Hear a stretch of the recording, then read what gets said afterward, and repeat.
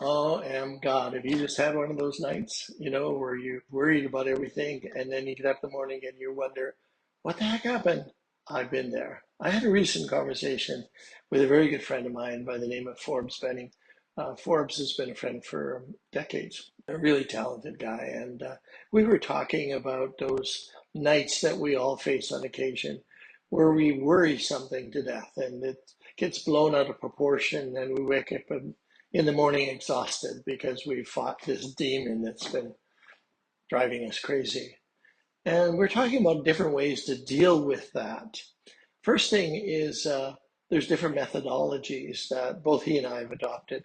One thing that he's been doing recently, which was really interesting, is focusing on his breathing, which is the fundamental basis of any meditation I'm aware of, is that often when you're learning to meditate, that you're encouraged to go back to your breathing and focus on your breathing and relax. And if your mind wanders, that's okay. Gently bring it back and go back to breathing. So I'm familiar with that. There's one that I've been doing recently that's been very helpful in those times when I'm having trouble sleeping. And it may not be that I'm worried about something, it may be I'm just unsettled.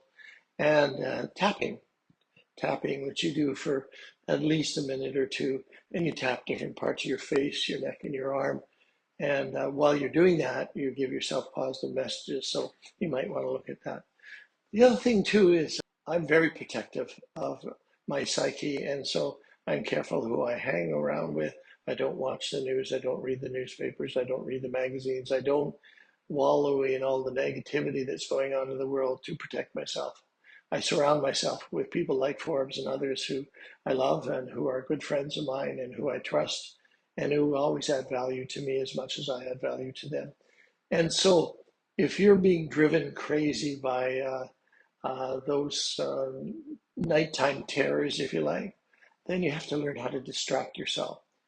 Breathing, tapping, or getting up. Just get up and do something else until it passes. Because my experience is whatever I worry about at night never happens during the day.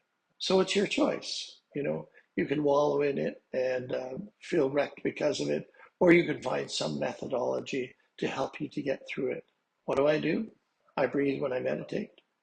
I tap when I'm unsettled, and I hang around positive people. So what do you do?